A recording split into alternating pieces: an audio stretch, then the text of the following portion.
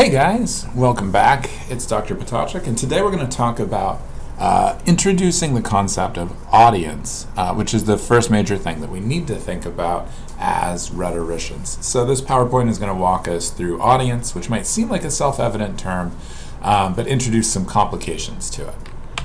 Okay, let's start out with some definitions between the words rhetors, texts, and audiences. So a reminder, if rhetoric is the art of persuasion, then we'll spend this class studying, analyzing, and ultimately producing different persuasive arguments. We call the makers of persuasive arguments rhetors. Not authors, not speakers, but rhetors, R-H-E-T-O-R-S. And the persuasive arguments that they produce, we call texts, arguments, or persuasive texts. And these texts appear in a wide variety of genres. So it can be formal and informal public speeches. It can be opinion articles, which is a big one that you'll probably use quite a bit of in this class. Commercials on TV or video or print or internet images, and even more. Texts are really fairly broadly defined. Anywhere that one person tries to persuade another group of people, that act of persuasion that's going on, that's a text. So it's broadly defined. It's not just writing on a page or print. It can be all different kinds of images. And in fact, we'll take a look at a textual image in this very presentation that's working to be persuasive, so a persuasive text. Lastly, all persuasive arguments, all persuasive texts are directed at an audience. So defined simply, an audience is composed of the people who are likely to see or to read your persuasive text. That is, an audience is the people that you're talking to. So that definition seems really simple. And in fact, as with most things, and especially most things in the world of rhetoric, the concept of an audience is more complicated than it initially appears. So we can divide audiences into two different groups, an intended audience and an actual audience. And we're going to use those terms quite a bit as we think through who our audiences are. So an intended audience, those who are supposed to read our persuasive argument or text. An intended audience is the group or the community of people that the rhetor is creating the text for. They're the people that the rhetor has in his or her mind as they're writing. The actual audience, of course, is those who really do read our persuasive text.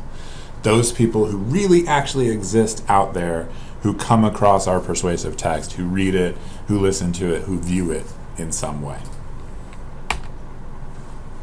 So, the more the actual audience resembles the intended audience, the more likely the argument is to be persuasive to the actual audience. If you kind of think of them as a Venn diagram, and one circle is the actual audience and one circle is the intended audience, the more those two circles overlap, the more likely the argument is going to be persuasive to those people. As a corollary, right?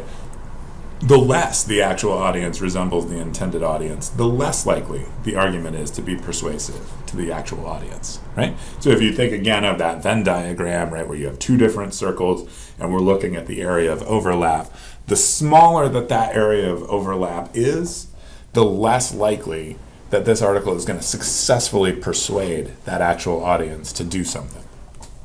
And a quick note, there's no such thing as a general audience. A lot of times you might hear someone say, oh, I'm writing to a general audience. A general audience doesn't exist. All audiences are made up of members of specific communities and have individual characteristics and traits.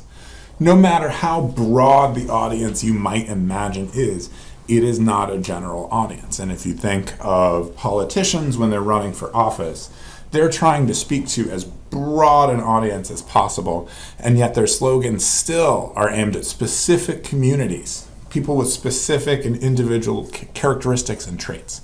There is no such thing as a general audience. If there were, rhetoric would be really easy. You would just write a persuasive argument that would persuade everybody, but that doesn't exist. Someone who says they're writing for a general audience likely means that they're writing for an audience who resemble themselves. It means they're probably just not being very thoughtful about the group that they're trying to speak to. So they're probably imagining an audience composed of people who are just more or less like themselves. No matter what that person thinks, they are a member of various communities.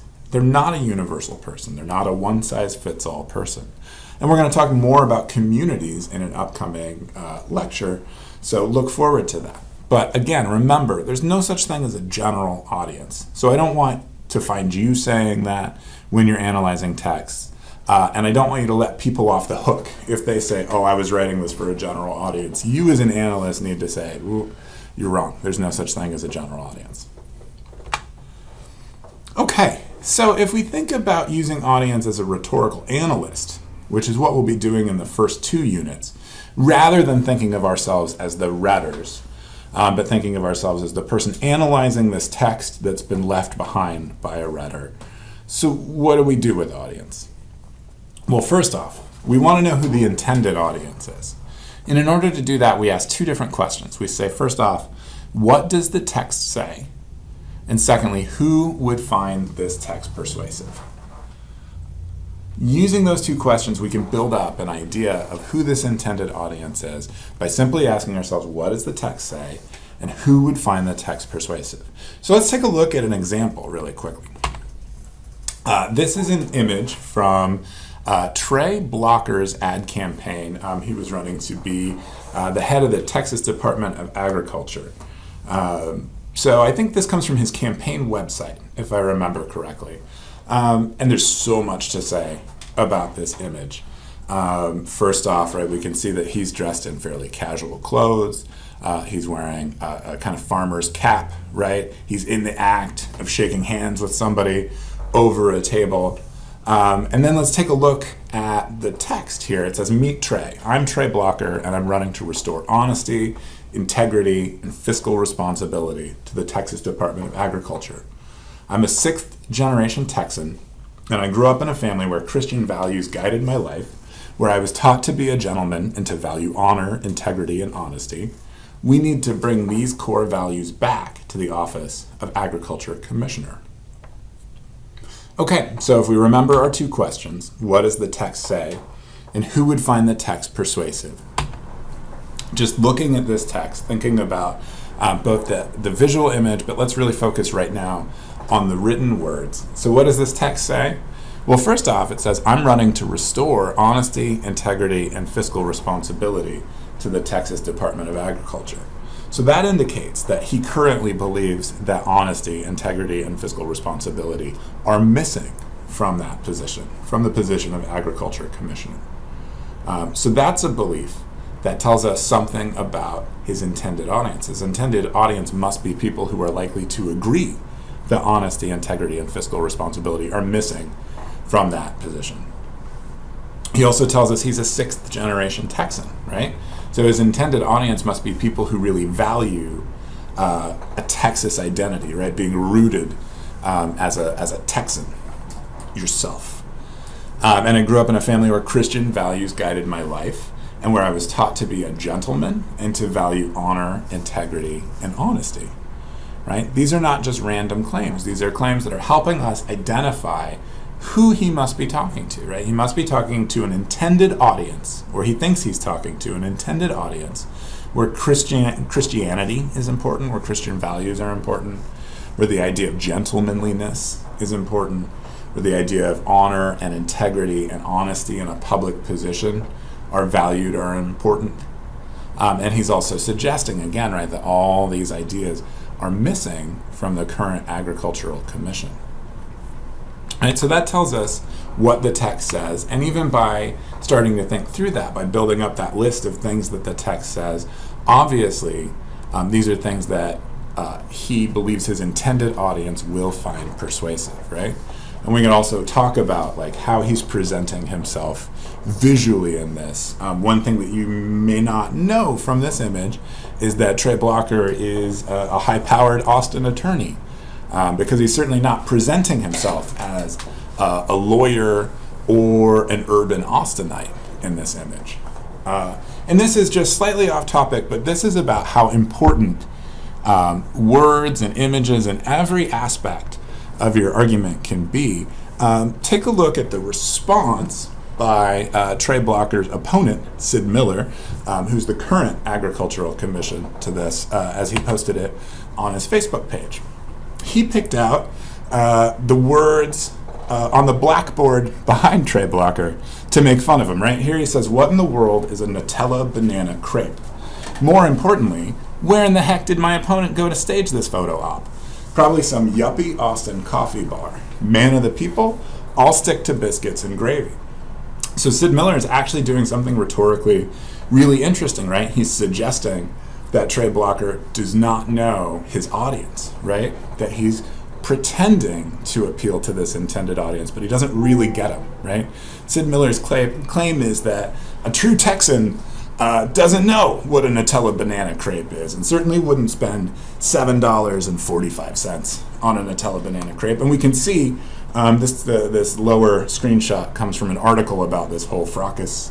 You can see one commenter said, "A Nutella what? Yeah, okay, this is no Texan. Give me a steak and baked potato with a few shots of whiskey. We can tack the crepe to the wall and use it as target practice. A Nutella banana crepe sounds like something you would eat at a feelings awareness seminar." So remember, as an analyst, to look at kind of every aspect of a visual argument or a textual argument to see what things are going to work for an audience and what things might not. Because we can see a very interesting response here, thinking about alleging that Trey Blocker did not identify his intended audience correctly. Okay, using audience as a rhetorical analyst, part 2, to find the actual audience, we ask ourselves 2 other questions. Where did this text appear? And we call the place that a text appeared its venue. And who is likely to read, see, or visit this venue? So if we're talking about a print text, an opinion piece, was the venue a national newspaper like the New York Times or the Chicago Sun or the Austin American Statesman? Not really a national newspaper, maybe a state level newspaper. Was it a very local newspaper? Did it appear on TV? And if the advertisement or the persuasive argument appeared on TV, did it appear on a major channel, on a smaller channel, during prime time? Thinking about all these things, about where it appeared, what venue it appeared in, helps us narrow down who is likely to read or see or visit this venue. Because those are the people who are in the actual audience. Those are the people who constitute its real viewers. So if we go back to thinking about Trey Blocker, if this image appeared on his website, then it was likely only seen by those who are tech savvy and those who are already interested in learning more about the people running for agriculture commissioner. It probably didn't appear to a particularly wide audience or a wide venue until his opponent made fun of it, and it appeared in a number of local newspapers as kind of what an odd thing. So we ask ourselves, where did this text appear? Who's likely to read, see, visit this venue? And we try to build up an idea of who that actual audience might be. And we can do some specific research into the actual venue. If this appeared in, say, the New York Times, we could take a look at what the New York Times' audience actually looks like. If this appeared as a radio ad, we could say, who actually listens to this radio station? And we could start to think about the needs and values and ideas that those people have. So, wrapping up and thinking about audience, there's never a complete overlap between the intended and the actual audience. There's always a little bit of a mystery. There's always a little bit of a guessing game.